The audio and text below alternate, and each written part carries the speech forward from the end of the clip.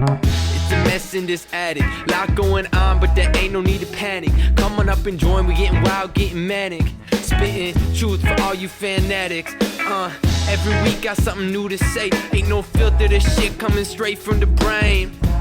It's coming straight from the brain. Yeah, it's coming straight from the brain.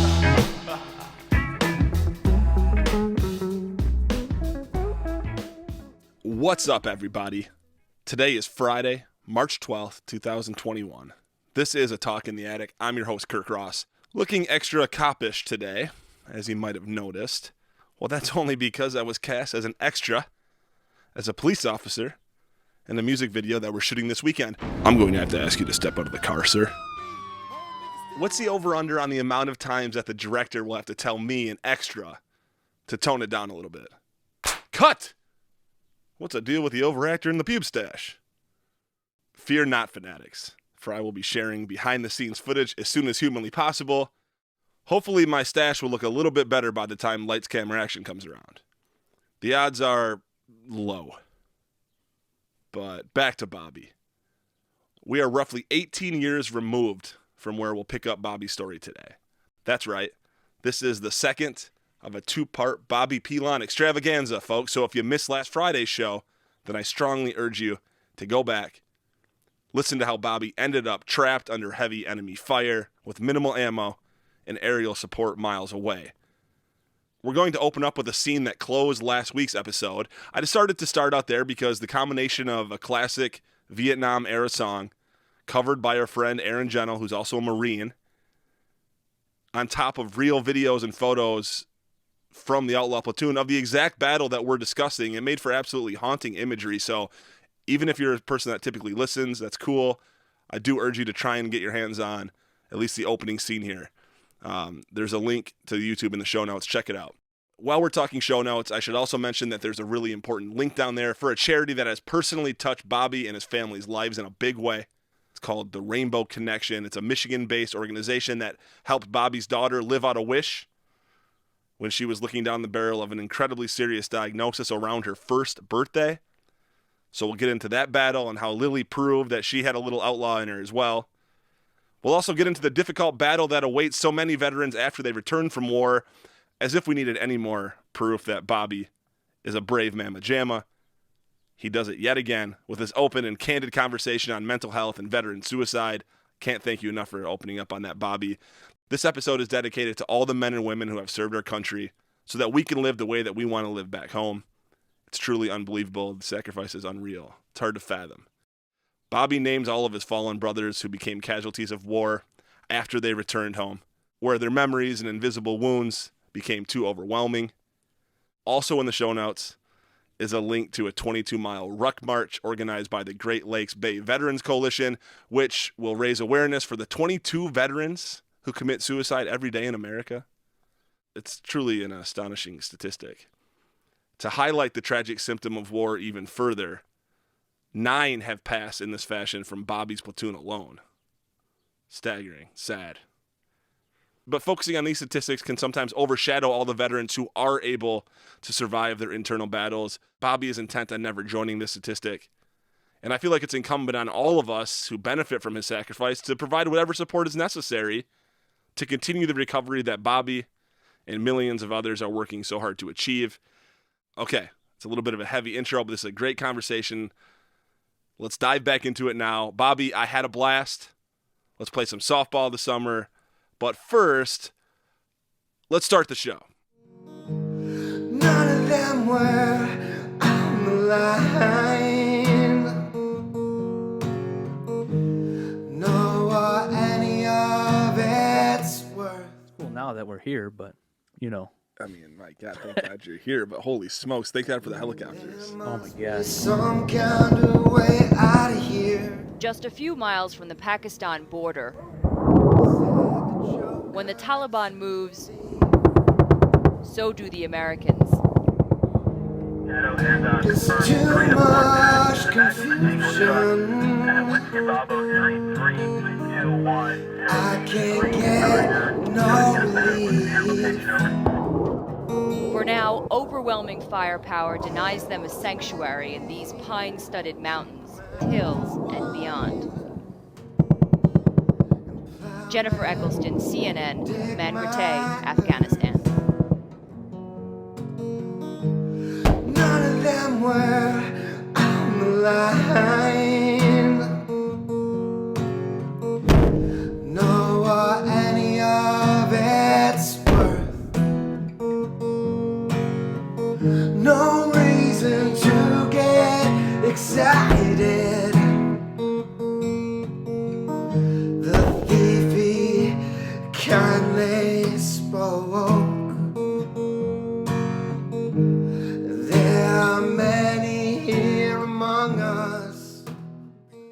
How do you overcome, like, what? So that had to be the most intense experience of your life by a long shot Yeah, at that point, right? he How do you talks get over about it in the that? book. How Well, the you, fuck? you just Do you? literally the next day it was like nothing happened. It was like, okay, that's another day. Let's keep going. Yeah, but that has to make you permanently different. You physically don't think about it. Like you Yeah. literally, when you're there, you don't think about it. You know, it's another day at the office. That's how you have to look at it. You know, you come back from that, we get back, we're, you know, having our victory smoke, we call it, you know, we're resupplying, trying to do whatever we can to fix these trucks, you know, and we had some of the best mechanics in the world. If you ask me, they were the best, Right. and they would fix these trucks up.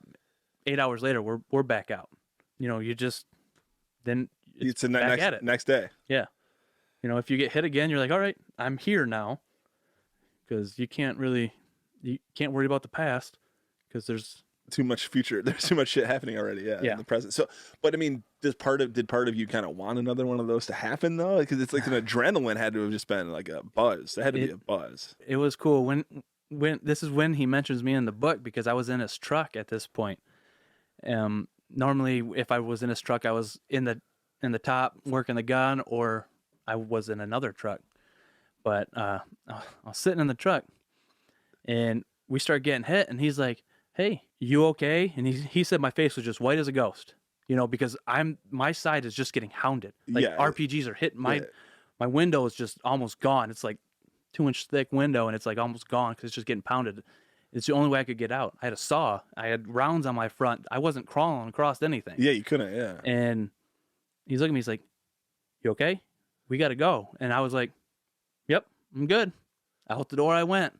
And when I opened up that door, that crack started happening, and I was like, boom, adrenaline kicks up, and I'm like, okay, it's on. Let's do this. So what do you do? Tell me what happened. What did you do? You jumped out, like got below the door? Jumped out. You know, I went running around the back, you know, and got behind it.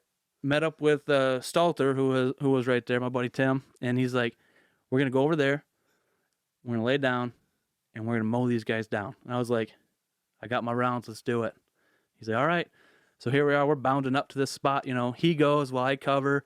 He shoots, then I go. You know, we get up to this spot, and my bipod legs are out, and I mean, this is what I've been training for my whole life. Yeah, I mean, dude, this is Seems go time. like- You're a gamer. You've always been Yeah. a gamer. This is game time. Like before, you know, like you're in a firefight, I'm shooting like a 50 cal or something, or I'm trying to run up on something. You know, you don't really get to just lay down in the prone position with your machine gun, shooting people, running all. I mean, they're like running around. People like that are ants. actively coming after you too. So there's Yeah. this zero. You have zero Yeah, concern about these fucking people. zero. Yeah, it's like And you're sitting there, and I'm looking down the scope, and I'm like, wow, there's okay. You know, like that's where you learn to lead people. Like before, like you got to lead people, but you don't have anything to do. You know, so my first couple shots, I'm just like, okay, like I'm not there. Right. I'm behind everybody. I mean, I'm scaring the shit out of them, but then Tim's like, you know, hey, lead them 5 feet. I'm like, okay, you know, like sweet. And then we held our own for a little while, but you know, I'm smiling, but Yeah. it's like scary. It's like I don't Yeah. even know. It's like crazy. It's crazy. my old my squad leader at the time, Sergeant Wheat, comes up. This dude could hit the wings off a fly with the potato gun, you know, from 1,000 yards away. I don't know. The dude could shoot.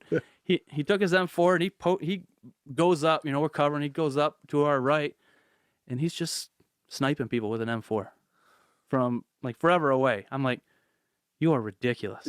Yeah. Dude, it's like, But you're not the only guy that's up there. Like, I'm waiting for this for a long time. Let's do it, right? Yeah, Like, we had a little small sector of fire. You know, the other trucks had, you know, there was 5 per truck, and there was 3 trucks over on the other way, and we had, you know, that's where a lot of people were down. They were taking the brunt of the fire.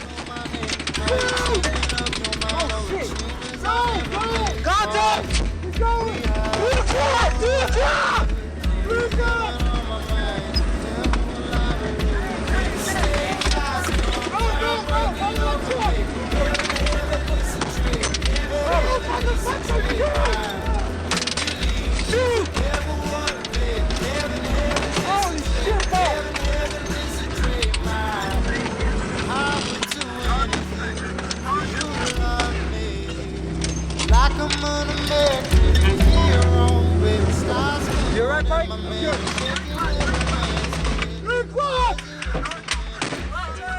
So you were protected a little more back there. You're more effective back there. They were hitting from that angle. Our angle was they were trying to come up. You know, it's where they were flanking from. Right. And we just happened to find good cover and be there. That's awesome. And, you know, I mean, it was nice. They saw more action up front. You know, we were just happened to be there. They didn't really, I didn't see them get as close as they did up front. You were able to be more surgical kind of, though. Yeah. With where you were, yeah. We were making sure that they weren't coming up our way when they got, you know, when we saw them coming, we scared them away. Right. You know, up front, they had more firepower up there so they could actually get up the hill because our guys would have to be down. How long did that? It felt like an eternity. I think it was like, if it honestly felt like an 8-hour firefight. Was it though? It probably was. I don't think so. Like I honestly to this day I can't remember. I think Yeah, it was like 2 hours, yeah. 2-3 hours maybe. I mean, 5 seconds Maybe. of this sounds terrifying. Yeah. And that firefight really made us into a fierce platoon. So that was the one that made you the Outlaws, kind of? We were the Outlaws going into it. We named ourselves Outlaw Platoon before we left. We had a flag that had the symbol on it and shirts made, the whole 9. So that was just, the Outlaw was just, who made that name up? We did. What's it based on? Okay, I was in 3rd Platoon. Okay. All of 3rd Platoon was not in 3rd Platoon when we got there. We were spread out. We had some in 3rd, some in 2nd, some in 1st. And then they redid the platoons.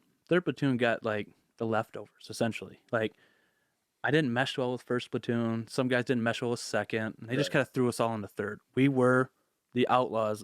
We had the most Article 15s out of any group. What's Article 15? That's where they take your rank, take your pay. You know, Disciplinary stuff. yeah, like when my roommate Colton got promoted to specialist, I think like 3 or 4 times. That's a nice thing about getting demoted. You keep He'd getting that get promotion. there and then he'd get busted back for drinking, you know, and then he'd because he was such a great soldier, he'd get right back up and then boom, busted back down. So this is why they gave this. So they gave you guys to Sean because he's a young guy. Like maybe he can handle these kids. It was funny because every time we'd do a training or something like that, we'd be hell. I had to dig a grave one time because I fell asleep on guard duty in Louisiana. You know, me and my buddy were pulling guard. We were tired. Yeah. We're like hungover or something. like yeah. And we're sitting there, and I was like, "It's your turn." He's like, "Okay." So I fell asleep, and we're laying in the prone position in these makeshift, support by fire spots, and trying to pull guard at nighttime after being up forever. Yeah. And I fall asleep. He falls asleep. Somebody comes up and goes, "You guys sleeping?" No, I've been up. You were sleeping. I saw you. All over your face. So the next day, they made everybody who fell asleep dig a grave. 6 feet down. We had to write letters, throw the paper in there, and fill them back up.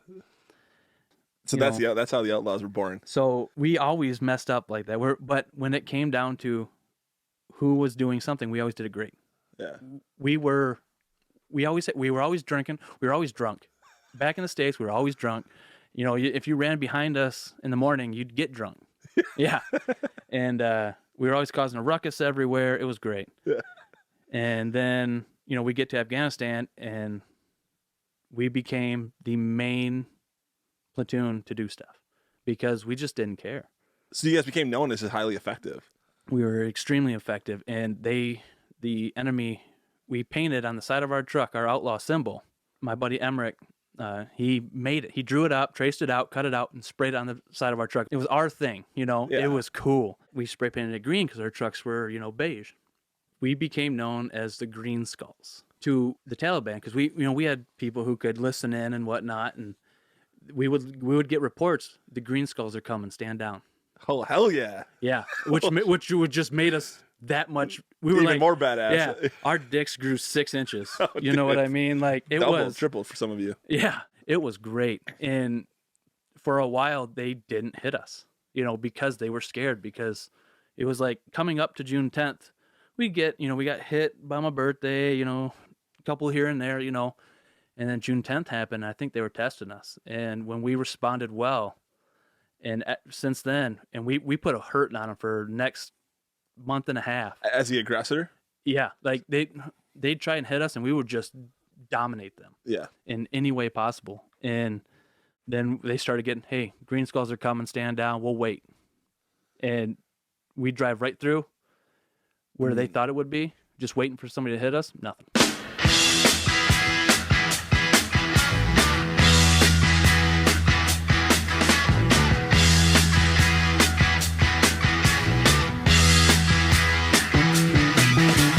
Get your motor running. Head out on the highway, looking for adventure, and whatever comes our way.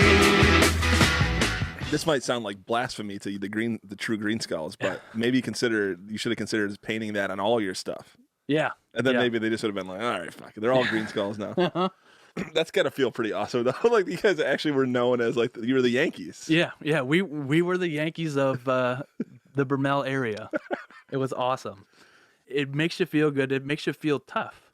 Well, yeah, it makes you actually tough. Yeah, it makes you actually tough. When people are... If you feel that way, it's because it's true, yeah. I mean, they still hit us, and, but they didn't try it like that again because I think they lost so many people. Yeah. They tried it again later on in our deployment.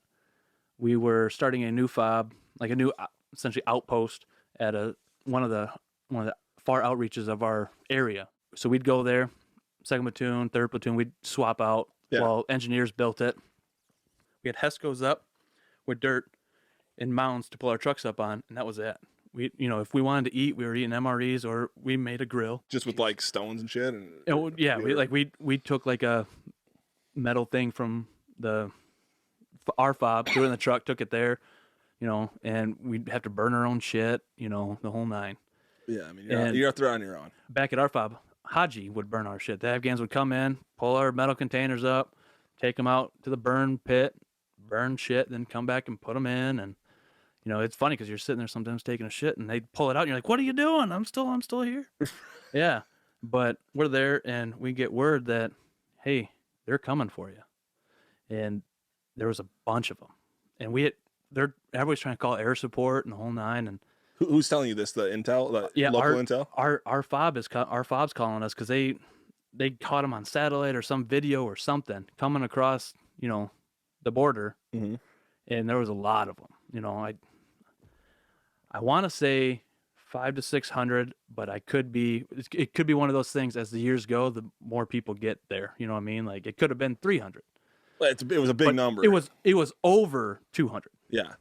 Much bigger than the group of people you had assembled. Yeah, we just had our platoon. That was it. Yeah, you had 30 people. And we're, everybody's up on the HESCO. We got every ounce of ammo we got. We're trying to call air support, get them in here.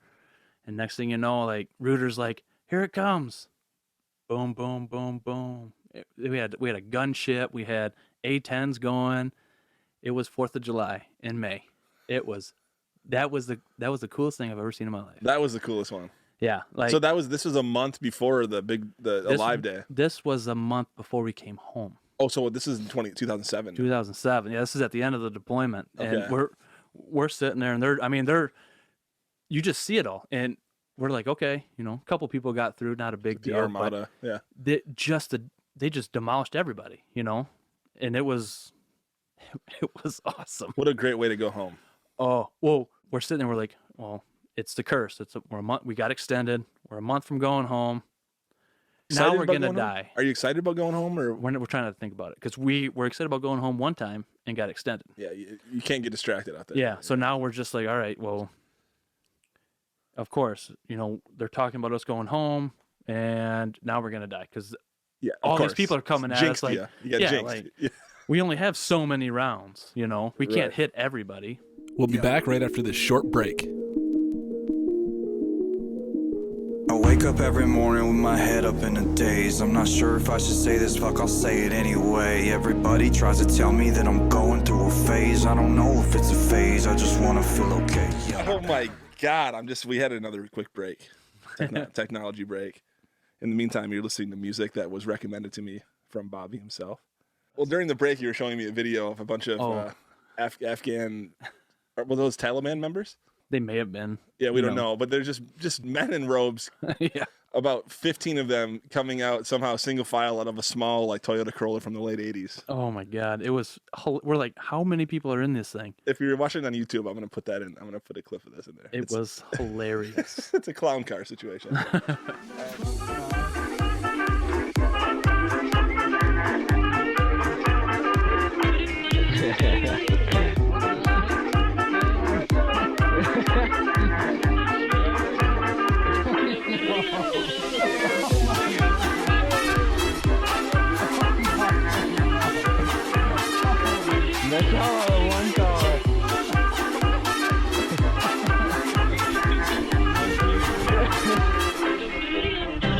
Okay, we could talk about battles all day. There's a battle, of course, that's important. And we were talking about this. You have a wound on your finger or a scar on your finger. Yeah. Baby scar. But of course, that's not the bigger scar, probably, right? I mean, like that's a tough experience you had out there. Although you love it, you'd like to go back. Probably some part of you. Oh yeah. Still, I wish I was back all the time. It's that part that never leaves you. I don't know if it's the boys that I miss the most, or if it's the actual adrenaline fighting type thing I miss the most. It kind of. Well, you were also really good at it, man.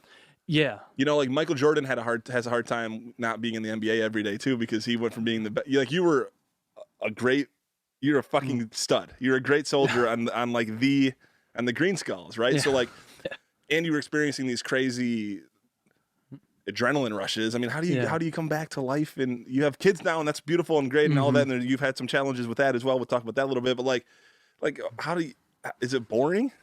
Life? Yeah. Sometimes, yes. Yeah. I mean, you really take into account, you know, when somebody's like complaining about something, it gets to the point where you tell them, hey, man, why are you complaining so much? If you don't like this job, leave. You know, like life's too short.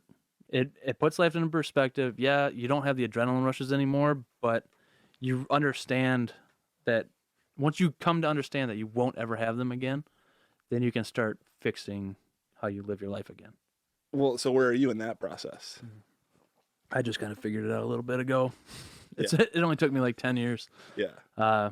But I am going to try to start getting help again. Kind of talking with someone. You know, trying to get some stuff out there.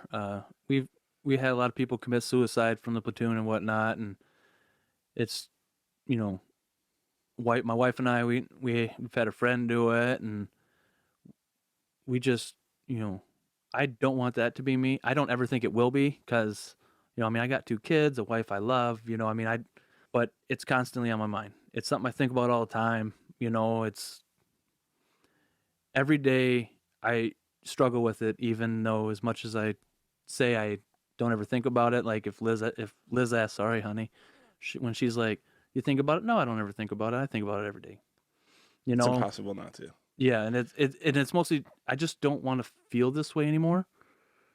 And like I said, I don't know if that's from the trauma of the battle, from the trauma of not being around my family anymore, you know, because you're around people that you've gone through stuff with.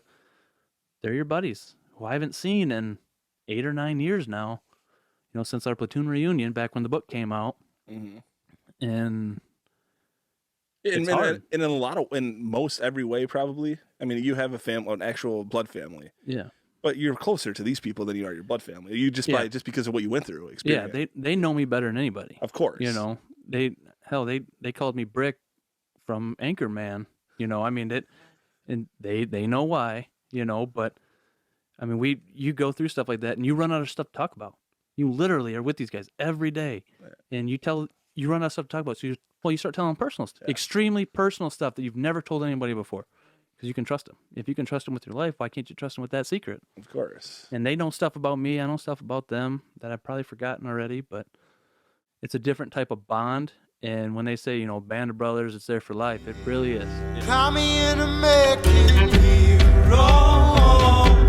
Oh, call me an American hero.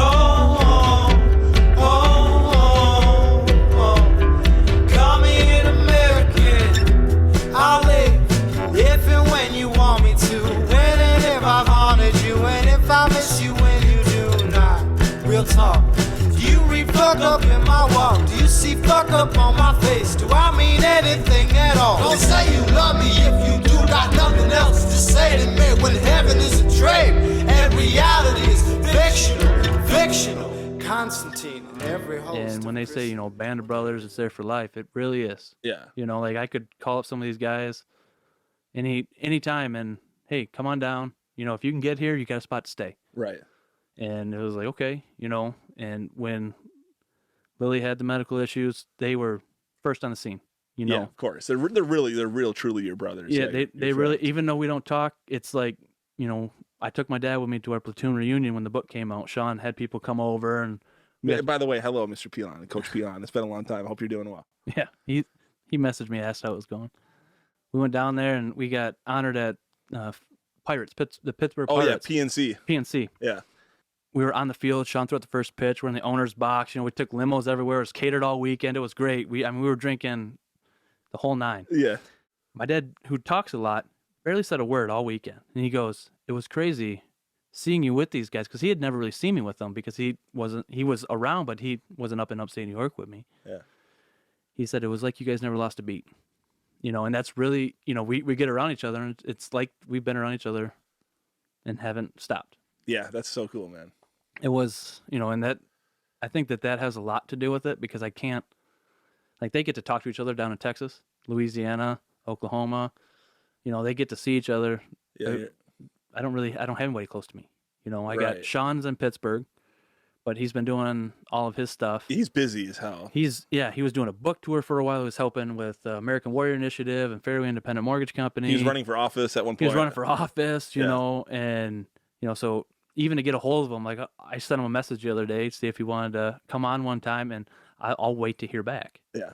I don't know if he has a lackey who checks his Facebook messages or whatever. But Yeah, he probably does. But still, yeah, he's a busy guy, but you're busy as well. Yeah. And so you kind of chalk up, there's no question that to all of everyone has had mental health problems, right? So, but the severity obviously changes by person, but there's always a lot of variables in all of it. And there's no question that one of the variables in yours is the fact that you're not able to see these guys. That makes sense. Yeah. But is any of it from the death?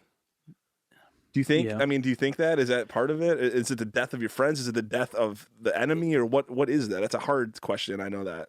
I don't mean to be insensitive or disrespectful. You're or anything. good. Yeah. And it's a great question. I mean, I honestly think about it. I try and fix myself because I don't want to go to talk to nobody. I don't want to be known as weak. I want to be able to fix myself, drive on. And so I think about it all the time, and it has to be somewhere deep down inside. I have to be thinking about it. I know that I dream about it. I wake up, sometimes I wake up kind of real violently, or I just wake up and then I go back to bed, and then on anniversaries was tough for me for a long time.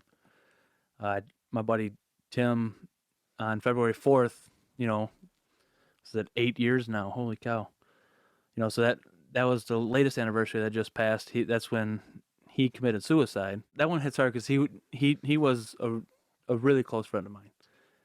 And, he left behind a little boy, and his mom's down in Florida, and, she's having a hard time with it. And, his mom is our mom, essentially. So everybody checks in on her. And, but this was the first year I didn't drink on his anniversary. And it's probably good, right? It really is, because before my wife knew if I was going to clean the garage, that's what I was doing. I was going because it was a rough spot for me, and I I just needed to be away. And, you know, I drank 12, 13, 14 beers and Yeah. forget about it or try to remember it. And, you know, I'd cry. I'd whatever I had to do to just deal with it my own. But again, on your own. Yeah. Because that's kind of your MO, and you've been successful with that too. I've been successful in my head with that. Oh, we all have, right? It's Yeah. like, but you also know yourself, and like in your head, you're still handling it better than a lot of other folks are. So, Correct. But I mean, that's so sad. The fact that you have how many 8 or 9 out of your group? Yeah. I can go through a name. I wrote them down so I could. Yeah. Chris Harris, Thomas Avey, Jason Wilcox. This kid, you know, threw himself on top of a grenade inside a Humvee to save all the other 4 people in the Humvee. Holy shit. You know, just split-second decision, did it. Yeah. You know, hero amongst heroes. Tim Stalter, Charlie Kravala, Jarek Samak, Mitchell Ayers, Daniel McKee, Bryce Leak. You know, I mean, it's just... That's sad. Yeah, it's not... It's something that for a while there, it seems like every time I turn on Facebook, it happened. I was like, this is getting to be ridiculous, you know, but it's slowed down a lot. We communicate a lot more, you know, guys are meeting up, you know. I haven't been able to get in touch with a couple of the people which makes me sad. Right.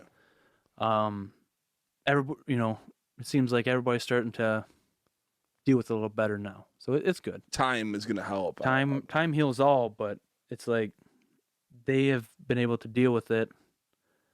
And some of us, like my buddy Dave, who I was telling you about, you know, we had a scare with him a little while back. His girlfriend contacted me and contacted some other people because he was going through such a rough time, you know, and luckily she did. We got a hold of him. We were able to talk to him, you know, but he's up in Maine. What's there to do in Maine? He's isolated. Yeah, you're isolated from anybody. And this COVID shit is isolating as well, too. It makes it harder. It really does because, you know, it's hard to get out and do stuff that you want to do, you know. Yeah, especially like when you said sometimes you like to cope through exercise and all of that, right? Yeah. Like and it was nice, like going to play basketball. It was great. You know, it was big help for me. But COVID happened and yeah. Well, man, I mean, it's like you guys did like people often say thank you for your service and shit, but this is the side of it. This is like the reality of it. So thank you, man. It's like sucks that this is the outcome of it, but like we take a lot of things for granted here, and a lot of the stuff that I don't know we owe you a lot, man. Mm-hmm. And I appreciate you reading the names of those are wounds, or those are casualties of the war as well. It's yeah. Right. I mean, it is. Mm-hmm. So I don't think it gets counted as such, but what's the 22 initiative that I hear about on occasion? On average, 22 veterans a day commit suicide. So in order to help get that number down, they've been doing ruck marches and whatnot about help bring awareness to it so more people can be aware. So if they see somebody in distress, or if a veteran is out there, hey, I need help, you know, but they won't get help because they don't want to be that guy. Right.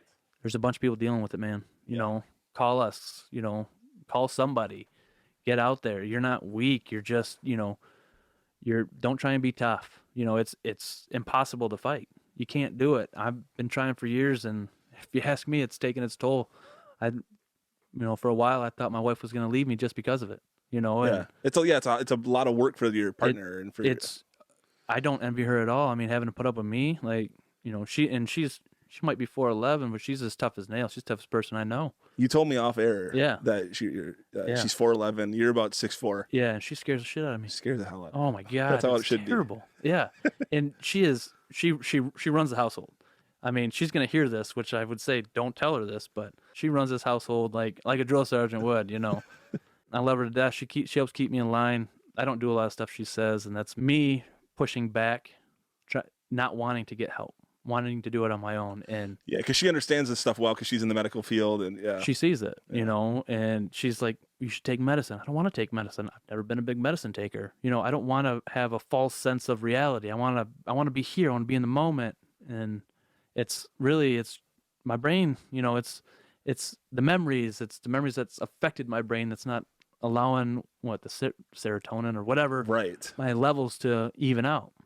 you're just you're going to be able to get better. You're going to be able to work through it. You have gotten better. You have worked through it, but like it's probably a lifetime deal. Yeah. I mean, the reality of it. I'm hoping it's not going to be. Like I said, I'm actively seeking somebody. We found a counselor a while back when I thought she was going to leave me to do some marriage counseling mostly because of me. Right. And when my wife got me talking to her, I kind of connected with her a little during our couples thing. It was via Skype or Zoom or whatever. Right. But so I'm trying to get in touch with her. Wife got me her number, and I haven't called yet. But she already kind of knows enough of your backstory that she knows can enough get of the right into backstory. it. I'm comfortable talking to her, Yeah. and she's not looking to, like, she told me, she goes, if you were my client, I'm not pushing to talk about it. I'm here to help you work through it, not rehash it. And that's kind of what I want. Like, I don't care to, I'm happy to talk to people about it, get the word out, hey, this is what I did. This is cool. Like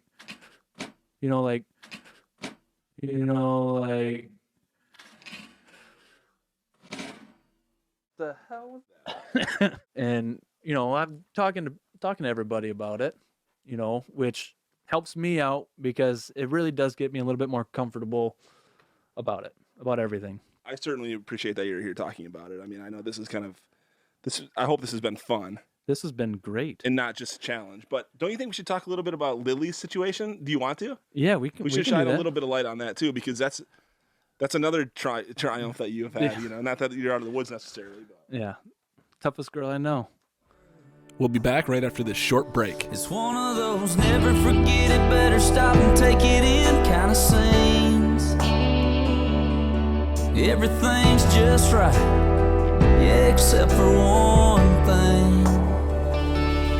You should be here, standing with your arm around me here, and cutting up, cracking a cold beer, saying cheers. Hey y'all, it's sure been a good year. It's one of those moments. Yeah, so talk a little bit about your daughter's health. So when my daughter was 1 year old, she turned 1 on November 7th, 2013. And November 5th, 2013, she was diagnosed with cancer. She had a Wilms tumor, 1 pound tumor on her right kidney. 1 pound, and she was a little tiny kid. Yeah, she was 18 pounds at the time. It took up a good portion of her body. But, it had almost engulfed her whole kidney, touching her lungs and liver and, all that other stuff. So on November 8th, she went in for surgery, and they took that out, took her kidney out, all that stuff. And she went through 8 rounds of radiation, 27 rounds of chemo. And by the end of the chemo sessions, I thought that they were giving her placebo because she started growing hair back. That doesn't happen. She is just that tough. We had to do some blood transfusions and whatnot along the way. It was kind of a rough patch going through that. And even afterwards, you got the neuropathy. Her feet would hurt. She'd just be crying all night long. And my wife and I'd be up rubbing her feet or whatever, But now you can't. If she doesn't take off her shirt, you can't tell. Wow. Yeah, she is. I mean, she's almost 7 now. She's 8. 8. And she is almost as tall as my wife. She's like 4'4". She's huge, and she loves cheerleading. She loves softball. She's down to do anything. And she loves learning. She loves reading. She loves math. She's almost smarter than me. She's just. That's so cool, man. If she was the only child that she was great, but during all this, like, she got diagnosed early November. We found out early December we were having Nolan. We're like, that's a lot to deal with. Yeah. And my wife says finding that out helped her out because she couldn't stress. She's a worry wart. She worries so bad, and she couldn't do it because the pregnancy. She had to stay cool. She had to stay calm. So when something happened, she had to, okay, let's deal with it. She's not a very easygoing person. She's like, we're glass half empty type, like planner. Yeah, she's very much a planner, and but we found out we were pregnant. Like Lily had her. We had a party for her in June, and August 5th, Nolan was born. Oh man. It was like Lily just finished treatment. We're not out of the woods yet, but here's Nolan. Oh man, And talk about second kid syndrome. That kid is a terror. He is hands down me as a kid. He's Bobby. He is great. He's got a soft voice. He's tiny. He's 6, but he gets mistaken for like 3-year-olds. He's just so small. He's got Liz's height. Yeah. In a sweet, soft voice, but he is the kindest kid you'll ever meet in your life. Like he's sitting there doing. We signed him up for Cousins Martial Arts. Helping out Charlie Cousins. Hell yeah. If you're in the Saginaw, Midland-based area, check out Cousins MMA. Just shout out.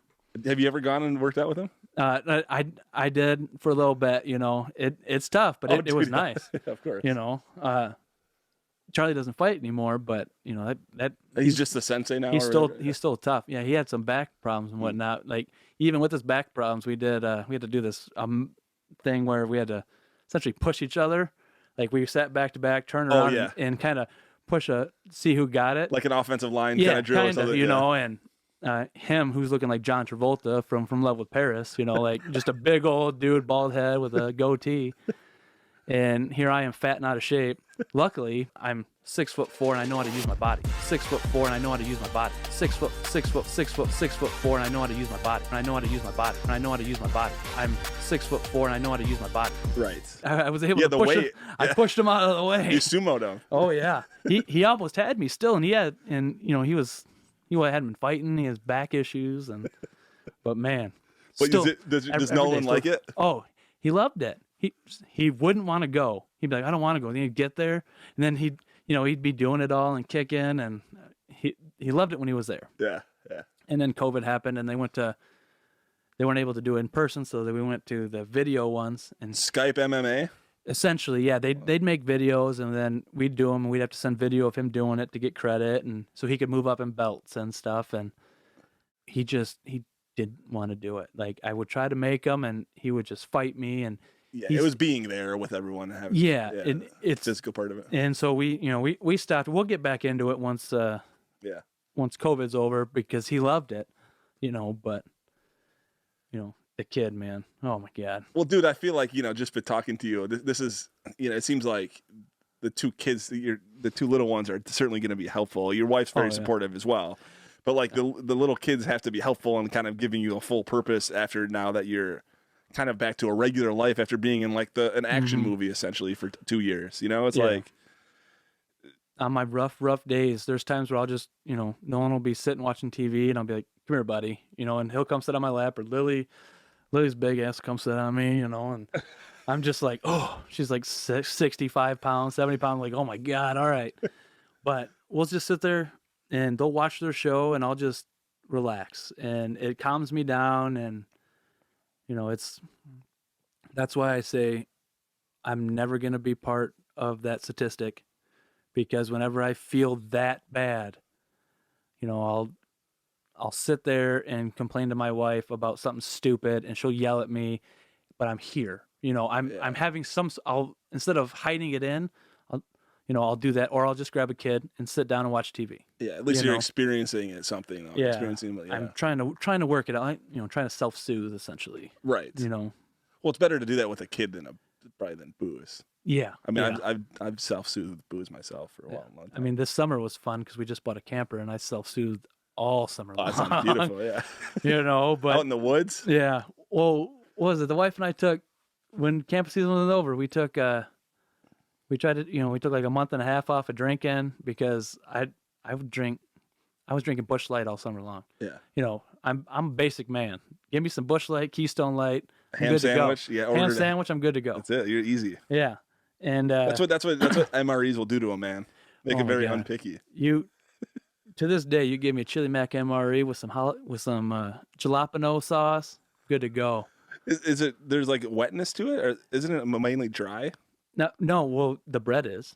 Yeah. But what you got to do with the MREs, if you ever come across a bunch of MREs, who is this message for?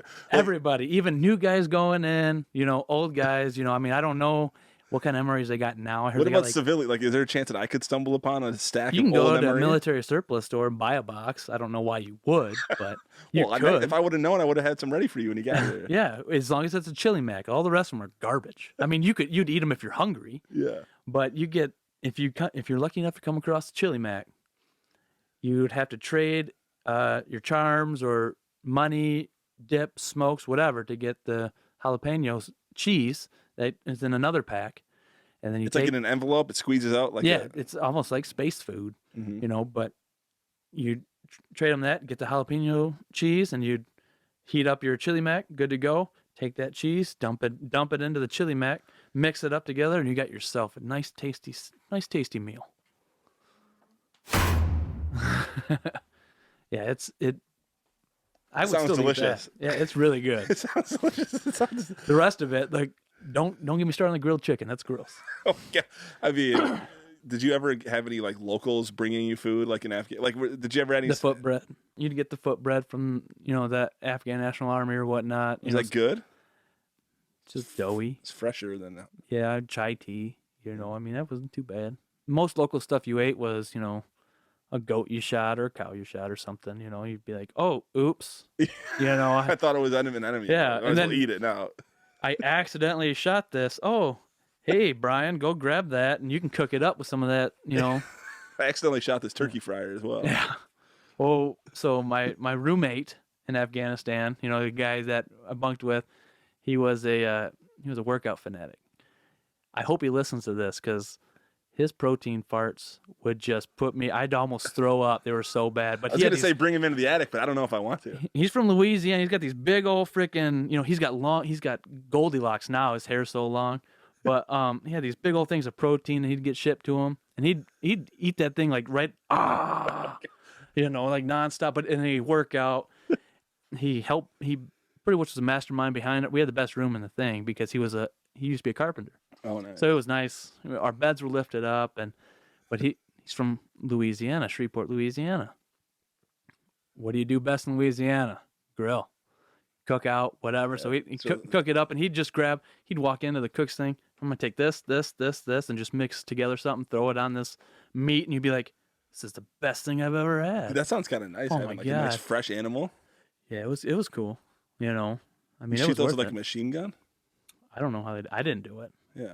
I mean, I'm not comping to it at least. I mean, that's the thing. Could you, some military tribunal, did you kill the goat in 2006 as you guys were being like fired upon from above? No, Man. I didn't do it. Bobby, this has been so fun for me. It's been great. We should. We were talking beforehand. We have a bunch of pictures. It will have been laced through the YouTube video. So listen to this, of course, but please watch the YouTube video because it's good to see Bobby.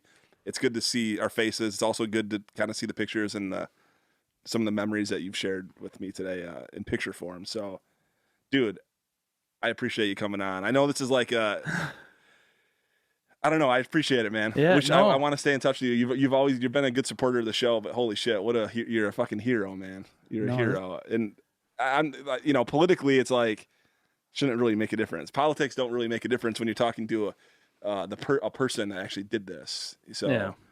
I mean, who knows what might have happened had you stayed on the T-bar rows? You might be in the NFL right now.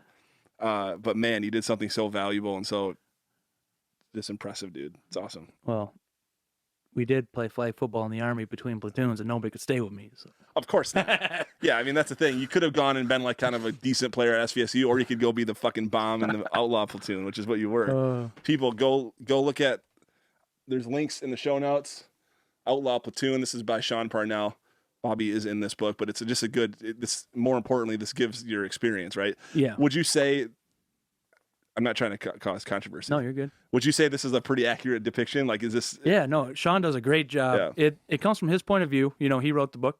All the stuff that when he talks about firefights and all this other stuff, it's all, he called us, got opinions, the whole nine. And he really wrote the book from his point of view with our help. He did a great job. It's real. It's real. It's real. It's not. It is no 100%. No, he had to change some names. People didn't sign a waiver or whatnot, or if it depicted them in a bad spot, he changed their name. Right. But I've read it a couple times. Just it's funny because I'm not a reader, but I'll read it in like a day. Does it feel therapeutic to read it, or is it kind of what is it? A little bit of both. First time I read it, it was rough, but after that, it was kind of therapeutic reading it, because I can almost hear him talking. The other Bobby P in the platoon, Robert Pinholt, talking, if he's got stuff in there. Chris Cowan, who is a SWAT guy out in Syracuse, you look at the guy and he's, just this tall white guy from Idaho. Yeah. Tough as nails, like kicking doors in, beating the shit out of people. Right. But you just hear their voices when the quotes come through, and it's like, okay. That's a sign of a good writer too. Yeah. And he does great. And he's got some other books that he's really done well, but this one I think is his best one. Well, I'm biased. Sean, come on the show.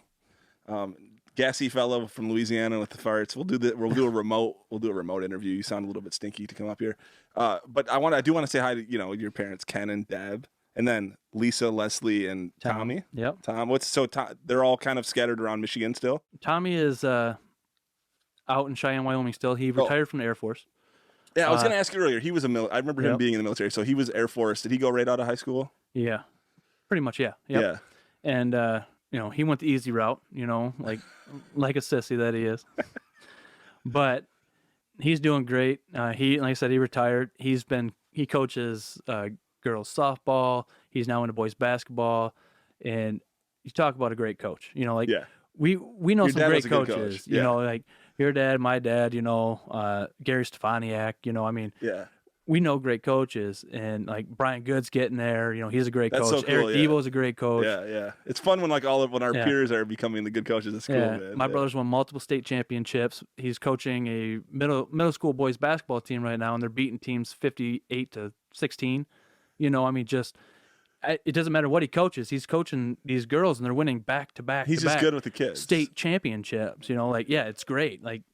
And he loves it. He does a great job. That's awesome. And my sister, Lisa, her and her husband just bought into the Bearded Axe in Saginaw. Oh, nice. So if you're ever into axe throwing, the Bearded Axe in Saginaw, go there. It's veteran owned, other than my sister, but it's a great spot to go and throw some. You can put a picture of your axe up and That's hilarious. Chuck stuff at her. It's great. I feel like you should. You had a beard until recently. I had a beard until this morning. I got nervous. I didn't want to look all scruffy on the thing, so I cut it, and I was like, I'm regretting every minute of it. That's a good goatee, but I'm thinking if I knew, having known now that Lisa is starting a place called the Bearded Axe, you could be a great spokesperson. Her husband has a beard that I am envious of, but he's got one of those. Oh yeah, it's big. It like down to here. It's like a ZZ Top beard almost. He would be one of the types that you would have met with in Afghanistan. Yes, like the town mayors or whatever. So I don't know if y'all can't see that, but that was my beard. Like a week ago when I went to go see my grandma. Holy, that's a good beard. I had just shaved the neck up because it was all white trashy on the bottom because I got a spot where it just doesn't grow. Except for the ratty stash and the pork chops, you're pretty clean shaven for a kid who lives in a trash can. No? Well, I don't need to shave because it don't grow in right here and right here. Now you're telling me that you were so ingrained with white trash DNA that your facial hair actually grows in on its own, all white trashy like that? I don't know what you're saying, but that's what's going on, yeah. Yeah, it was awful. So I cut it up and it looked better, and I was like, okay, I'm gonna rock this. And then I woke up this morning. After basketball, I came back and I was like, I gotta cut it. It's just like fraying everywhere. I was like, all right, I'm gonna trim it up. I trimmed it up too short. All right, I'm gonna keep going. It was one of those things. This is what I got. Before you know it, you just bald. You just completely bald all the way around. Yeah, that's how my dad. I remember the first time my dad shaved his mustache in my lifetime. Oh my god! It started as a mistake, and then I heard my sister scream, like legitimately, like ah! And I went down thinking there was like some sort of devastating tragedy happening, and it was just she was just so alarmed by his no mustache, which I still haven't quite gotten used to. Your dad had a great mustache as well. Does he still? Yep. He's got a goatee. Goatee. Yep. Yeah. Did he? Oh, he had a mustache though. He had a mustache for a little while. Yeah. When I look back at pictures, it's creepy. Well, that's a sign of the times, baby. Yeah, I know. I look back at pictures of myself from quarantine when it first started, and like that mustache had gotten out of control. I didn't have one there. But yeah. Bobby, dude, this has been fun. Let's not make it fucking 20 years this time. I'm game. And you already committed. This is a gauntlet. If you're still listening to this episode, bravo, because you should have. This is a great story, but it's a longer run time. Debo, Brian, who else? Let's get some people that should need to come on the show. Debo and Brian for sure. Definitely Debo and Brian. We'll do a baseball special. Yeah, you could have them both on. Both on separately or together. We can make it. We can talk Simpsons. That'd be a fun one. Yep. Who else? Sean Purnell, you're coming on. Yeah. He's like, I'm not coming on that show. If you're listening, people, Yeah. let us hit me up. We'll have you on. And also, I want to share something else. I feel honored about this. I really do. I have Bobby. What do we have here? The 10th Mountain Patch. Why does it look the way it looks? Well, those are made to represent the skis that they used back in World War II to ski down the mountain. Well, they look like skis. Yeah. And swords. And then you also have there's this. That's the mountain tab that goes over top. It goes over I got top. some stories about that. We'll save that for next time. Yeah, I mean, I feel like we should do this could go on for 9 hours, to be honest. Mountain tab. And then also, where'd it go? So I'm doing this for a couple reasons. I'm showing this to the folks, and so if you're watching upside down? Yeah. My fucking eyes are bad. That's the unit crest. That's my unit crest for Bravo Company 287. Well, it's the 287 unit crest. Well, so a couple things. Thank you, dude. I really appreciate it. It's so fucking cool. I'm going to have you sign this book as well. So I'm going to have a little shrine, little Bobby PILON shrine here. But I also want to show it for self-serving reasons as well. If you're coming on the show, don't be afraid to bring something. Bring something. Let them put it I mean, up. this guy brought something that has such enormous emotional value. Yeah. And here I can't even get like a soda from some of these guests. Come on, fall in, people. Yeah. Bobby's always been a leader by example. Dude, I had fun playing sports with you, man. I'm so glad that we had this opportunity to catch up again. We were both All-State back in the day, man. Bobby did bring some old stuff that we're probably going to look at now. So, all right. I almost brought my tote with everything in it. You know what? Let's throw on some pads and go try and cover each other out back. Oh, my I'm God. joking. I'd make like 5 feet and die. It would look more like a nose guard and a center falling Grumpy on top of old each other. men fight out in the... See who can get injured first. Yeah. All right, Bobby. We'll talk soon. Take it easy, bud. Popular Monster is the name of the song. I wake up every morning with my head up in a daze. I'm not sure if I should say this, fuck, I'll say it anyway. Everybody tries to tell me that I'm going through a phase. I don't know if it's a phase, I just wanna feel okay, yeah. I battle with depression, but the question still remains. Is this post-traumatic stressing or am I suppressing rage? And my doctor tries to tell me that I'm going through a phase. Yeah, it's not a fucking phase, I just wanna feel okay, okay. Yeah, I struggle with this bullshit every day, and it's probably cause my demons simultaneously rage. It obliterates me, the sense operates me, annihilates me, 'cause I'm about to break down, searching for a way out. I'm a liar, I'm a cheater, I'm a non-believer, I'm a popular monster. Break down, falling into love, now we're falling apart. I'm a popular monster.